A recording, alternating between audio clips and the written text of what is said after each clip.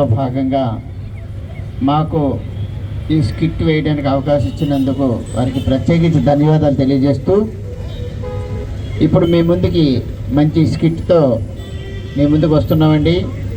Save food, ఆహారం విలువ తెలియజేసేటటువంటి చిన్న స్కిట్ ఇది.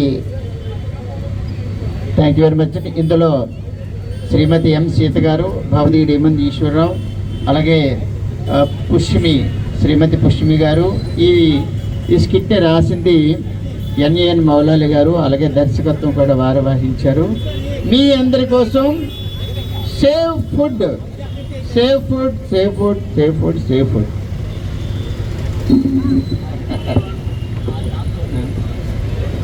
నన్ను దోచుకుందువటే వన్నెల దొరసాని, కన్నులలో దాచుకున్న నిన్నే నా స్వామి, నిన్నే నా స్వామి, నన్ను దోచుకుందువటే.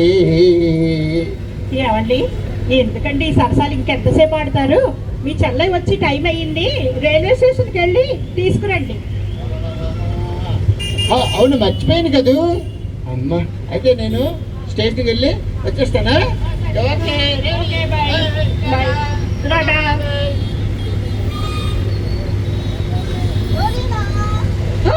వదినా, వచ్చేసావా? ఏంటి, ఎలాగైంది ప్రయాణం? బాగా జరిగిందా? ప్రయాణం అంతా బాగానే జరిగింది వదినా. ఓకే, హ్యాపీగా వచ్చేసావు, చాలా బాగుంది. ఏంటి వదినా అలా చూస్తున్నావు? అన్నయ్య అన్నయ్య అన్నయ్య అన్నయ్య నా దగ్గరికి రాలేదు. నిన్ను తీసుకురామని పంపించాను మా అన్నయ్యని. అన్నయ్య అయితే రాలేదు వదినా.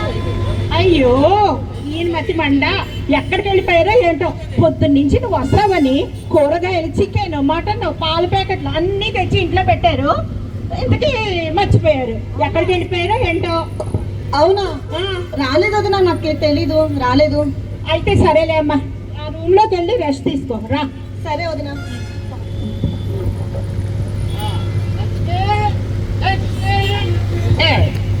ఏంటి, ఏం చెప్పు? మా చెల్లి ఏ బస్సులో వస్తుందో చెప్పావా? ఇగో ఆ బస్ స్టాండ్కి వెళ్ళి అన్ని బస్సులు ఎక్కాను, ఒక్క బస్సులో కూడా మా చెల్లి రాలేదు. చాలండి, మంచి పని చేశారు. మీ చెల్లయ్య వచ్చేసింది రత్నాచల్ కిందాకనే. మీ మధ్య చూస్తుంటే ఎక్కడికి వెళ్ళిందో ఏం చెప్పినా అర్థం అవదు. అది కాదు కానీ మరి నువ్వు ఏ బస్సు చెప్పలేదు కదా, అందుకే. బస్సు చెప్పడం ఏంటండి? ట్రైన్కి వెళ్ళి తీసుకురండి మీ చెల్లెని చెప్పాను కదా. మరి నేను ట్రైన్కే వెళ్ళాను కదా. ట్రైన్కి వెళ్ళారా? మరి నేను మీకు మధ్య మరుపుతో పాటు చెవుడు కూడా వచ్చేసింది.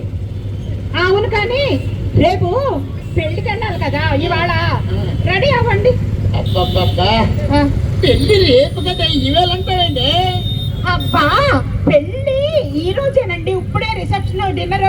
మీరు ఏంటి అర్థమవుదు? మీకు చెవుడు, మధ్య మరుపు అన్నీ వచ్చేసింది. నా ప్రాణాలకి ఎలా తగులడ్డారంటే అలా తగులడ్డారు. సరే రెడీ అవ్వండి. అన్ని మధ్య మరిపోయినా అంట.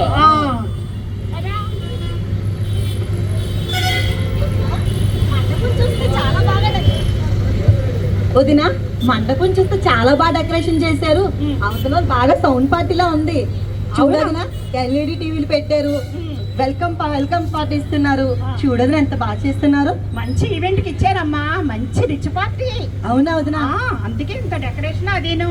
వదినా చూడు, అటువైపు నాన్ వెజ్ పెట్టారు, ఇటువైపు వెజ్ పెట్టారు. మనం ఏం తీసుకుందాం?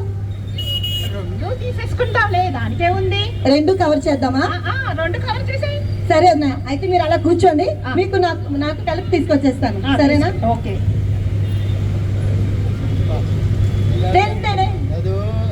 ఎంత బాగుందండి. వదినా, ఇదిగో నీ మీల్స్, ఇది నా మీల్స్. ఏంటమ్మా అంత పెట్టుకుని వచ్చేసా? అన్ని తింటావా? అన్ని ఐటమ్స్ తిన్నంత తింటాను, మిగతా పడేస్తాను. అదే చాలా తప్పు. ఎందుకంటే మనం ఫుడ్ను వృధా చెయ్యకూడదు. మనం అన్నం పరబ్రహ్మ స్వరూపం అంటావా, అలాంటి మనమే వృధా చేయడం కరెక్ట్ కాదు కదా. కానీ అనే మనం కట్నం చదిస్తున్నాం కదా, కట్నాన్ని తగ్గట్టు గిట్టుపు కావాలి కదా.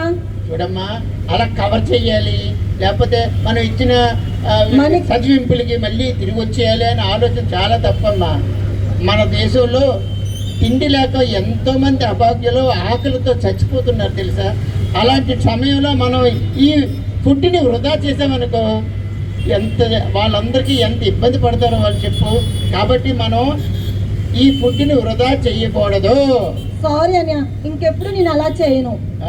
అయితే నేను ఒకటి చెప్తాను, అందరూ అదే పాటిద్దాం, ఓకేనా? మీ అన్నయ్య అమాయకుడే అనుకుంటాం కానీ ఏం మర్చిపోతాడు అనుకున్నాం కానీ అసలే మంచి విషయాలు అన్ని మాత్రం గుర్తు పెట్టుకుంటారు తెలుసా. బాగా చెప్పావే. అయితే ఇప్పుడు నేను చెప్పినట్టు మనం అందరూ చేద్దాం. నాతో రండి. ఫుడ్ వృధా చేయవద్దు. ఫుడ్ వృధా చేయవద్దు. అందరూ ఫుడ్ని సేవ్ చేయవలెను. Save food.